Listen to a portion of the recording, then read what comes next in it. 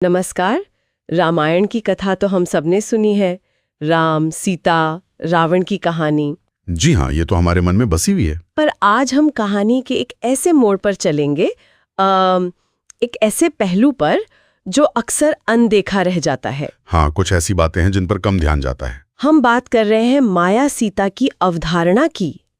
हमारे पास माया सीता रामायण का एक अनसुना अध्याय के कुछ अंश हैं और एक संबंधित वीडियो का भी जिक्र मिलता है। जी, ये दिलचस्प स्रोत हैं। तो आज का हमारा मकसद है इस रहस्यमयी माया सीता के बारे में थोड़ा और जानना और रामायण की मुख्य कथा में उनकी क्या जगह है, इसे समझने की कोशिश करना। बिल्कुल, चलिए इस पर बात करते हैं। ठीक है, तो शुरू करते हैं।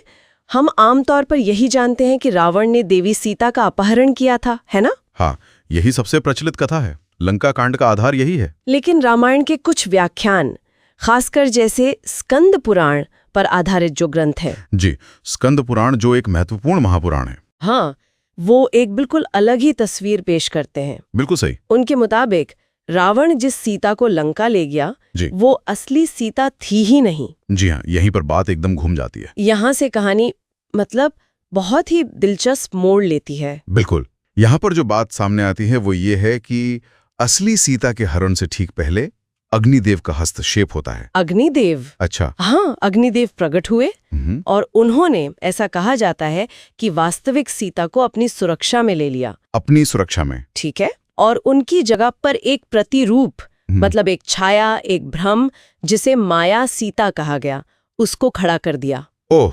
तो जिसे रावण हर के ले गया, वो असल में यही माया सीता थी। अच्छा। तो इसका मतलब ये हुआ कि लंका में जो कुछ भी हुआ, अशोक वाटिका की वो पीड़ा, रावण की धमकियां, वो सब माया सीता ने झेला। हाँ, इस व्याख्या के अनुसार तो यही है। ये तो पूरी घटना को ही एक अलग दृष्टिकोण दे देता है। बिल्कुल। इसके अनुसार असली सीता तो अग्निदेव के संरक्षण में पूरी तरह सुरक्षित रही। कब तक? मतलब जब तक कि राम ने रावण का वध करके युद्ध जीत नहीं लिया, तब तक वो सुरक्षित थी। और फिर अग्नि परीक्षा, उसका क्या? हाँ, देखिए, अग्नि परीक्षा की बात, उसे अगर इस नजरिए से देखें तो वो महज सीता की पवित्रता साबित करने का जरिया नहीं था।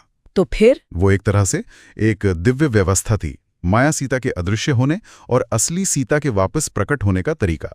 अग्नि ही उन्हें सुरक्षित ले गए थे और अग्नि के माध्यम से ही वो वापस आईं। ये समझना तो वाकई सीता के चरित्र और उनके कष्टों को बिल्कुल अलग रोशनी में दिखाता है। हाँ, उनके दुख कम नहीं हो जाते, पर उनके पीछे शायद एक दैवीय योजना नजर आने लगती है। सही कहा।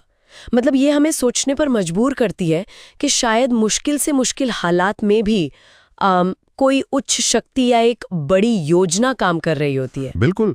और ये महाकाव्य में सत्य और भ्रम यानी माया का जो जटिल ताना बाना है, उस पर भी रोशनी डालती है। हाँ, ये तो है। अगर हम इसे थोड़ी बड़ी तस्वीर में देखें तो ये दिखाता है कि चीजें हमेशा वैसी नहीं होती जैसी हमें ऊपर से दिखती हैं, है ना? यानी एक तरह से ये लीला का सिद्धांत है, जिसे कहते हैं ईश्वरीय खेल या योजना। हाँ, आप कह सकते हैं।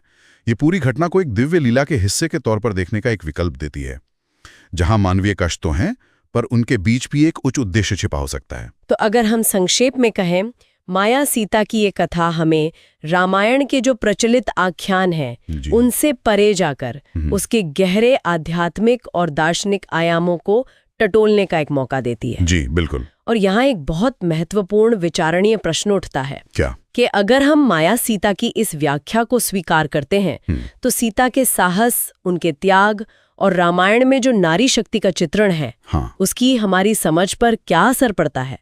क्या ये उनके संघर्ष को, उनकी पीड़ा को कम कर देता है या उसे एक अलग तरह की दिव्यता प्रदान करता है? ये तो सोचने वाली बात है। हाँ, ये एक ऐसा सवाल है जिस पर हमारे श्रोता खुद मनन कर सकते हैं, सोच सकते हैं। सही। और जैसा कि हमने शुरू में बताया भी था, स्रोत में जो वीडियो का उल्लेख है वो इस विषय पर शायद और जानकारी दे सकता है उन लोगों के लिए जो और गहराई में जाना चाहें। बिल्कुल। तो ये थी माया सीता की अवधारणा पर हमारी आज की चर्चा। सोचने के लिए काफी कुछ है इसमें।